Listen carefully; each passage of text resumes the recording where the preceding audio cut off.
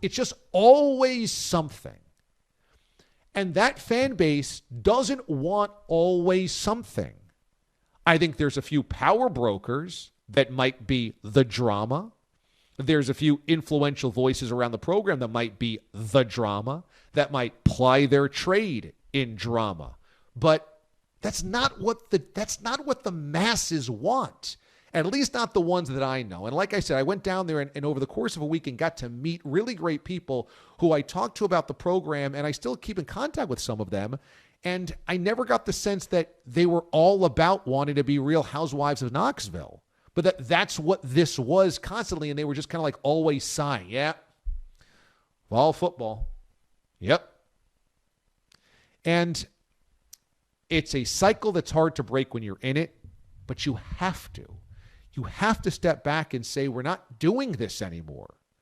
Let's do this the right way, brick by brick by brick. And look, Butch Jones tried that and ultimately hit a certain ceiling and was saying some really crazy, stupid things by the end, and that was hard to stomach for a lot of people. But, you know,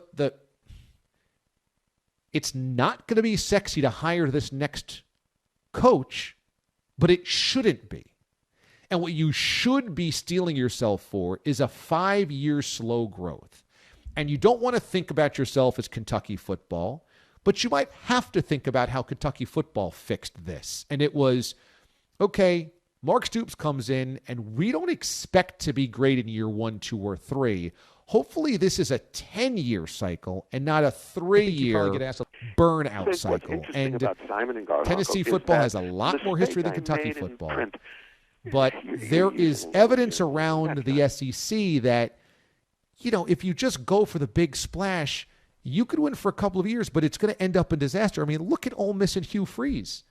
Hugh Freeze looked like, oh, man, he's going to be our guy forever. Then you realize he was cheating his ass off. And that can't last forever because you will end up getting caught at some point in time.